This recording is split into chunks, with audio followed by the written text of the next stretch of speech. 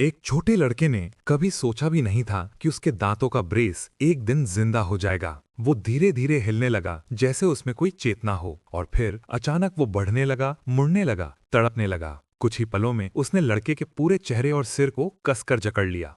डर के मारे लड़का चिल्लाया और बाथरूम से बाहर भागने की कोशिश की, लेकिन दरवाजा अपने आप धड़ाम से बंद हो गया।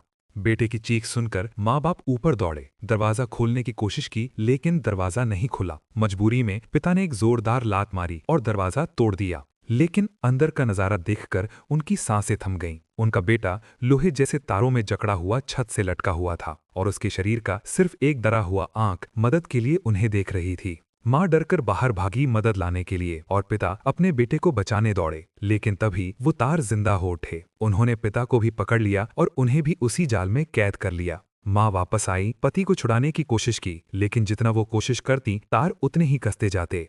तभी पिता की नजर गई उन तारों पर जो धीरे धीरे बिजली के सॉकेट की तरफ बढ़ रहे थे। माँ ने हिम्मत जुटाई, एक तार को पकड़ा और पूरी ताकत से उसे मोड़ दिया। अगले ही पल तेज करंट दौड़ा और तीनों जमीन पर गिर पड़े। शांति।